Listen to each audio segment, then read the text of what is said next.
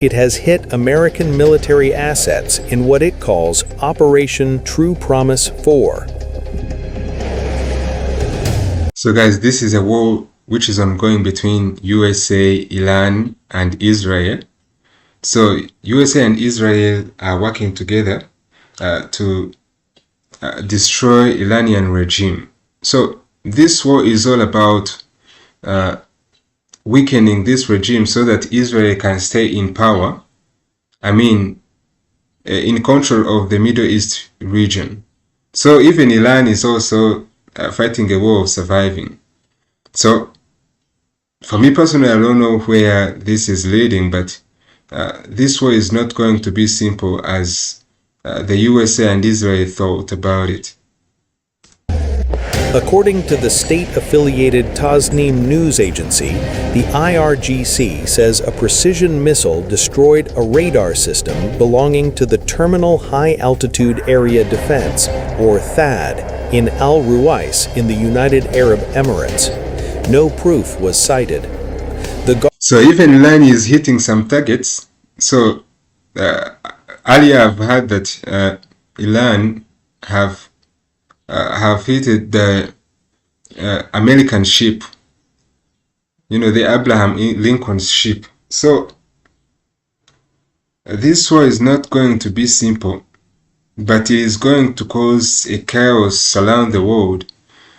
The inflation is already beginning because of the closure of the Strait of Hormuz. So this war is not going to be simple. Guard described the radar as part of what it called the Israeli regime's anti-missile defense network. It claimed the installation was completely destroyed in the strike. In a separate announcement, the IRGC said a U.S. carrier group refueling ship was struck 700 kilometers off Iran's southeastern city of Chabahar. The vessel was reportedly hit by a combination of drone and missile fire and has been rendered non-operational. Tasnim further reported that IRGC anti-submarine missile units are tracking the U.S. naval fleet in the region. No additional operational details were provided. As of now, U.S. Central Command has not confirmed the latest Iranian claims. The escalation appears to be reverberating across the Gulf. The Kuwaiti army said its air defenses intercepted a number of hostile aerial targets at dawn in central parts of the country. It did not specify their origin. In Bahrain, the Ministry of Interior confirmed that falling debris from an intercepted missile caused a fire on a foreign ship in the Salman industrial zone. One Asian worker was killed and 2 others suffered serious injuries. Authorities said the fire was brought. So let's say that the regime of Iran is for now being weakened. But you know, it's not all about one person. You know, they have also killed the Ayatollah Khamenei. So killing him has not yet changed anything. So meaning that for the Ayatollah, before dying, he has built a system. You know, Iran is now being led by a system. And it's really not easy to get rid of a system. If you kill one person, another one will come back. If you kill another one will come back. So for right now, thinking that they can reach on the goal of changing the Iranian regime, it's still so far away. But the USA is trying so hard to do it, but I don't think this is going to be something that easily achievable. Brought under control and extinguished.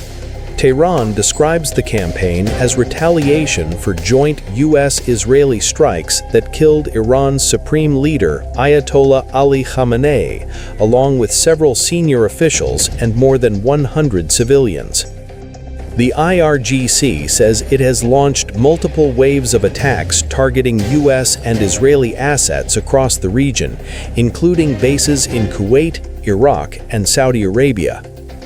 The The strikes mark a significant expansion of direct confrontation between Iran and the United States, extending beyond Israeli territory and into Gulf states and international waters. The message from Tehran is unmistakable. This is an expanding confrontation with regional consequences. So the President of the United States represented himself as the President of Peace. You know, even Americans gave him, they gave him the right to become the president.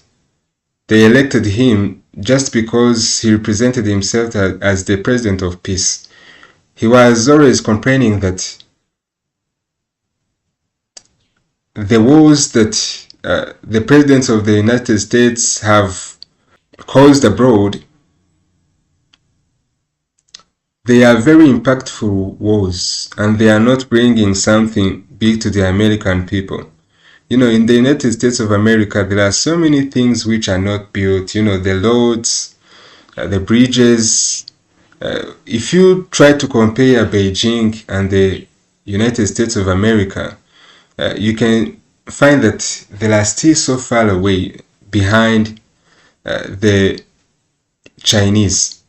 So the President of the United States, Donald Trump, complained that he was going to work on this, but it seems like he is also following the footsteps of his predecessors. So politicians are politicians.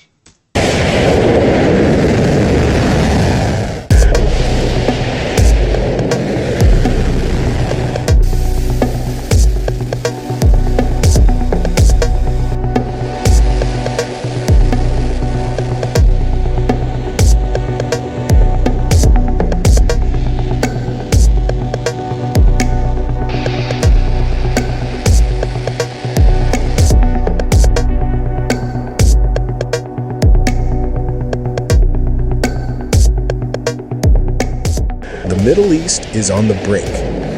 Iran's powerful Revolutionary Guards claim they have struck the U.S. aircraft carrier USS Abraham Lincoln in the Gulf. IRGC claimed they fired 4 ballistic missiles in what they call retaliation for the killing of Iran's supreme leader Ayatollah Ali Khamenei.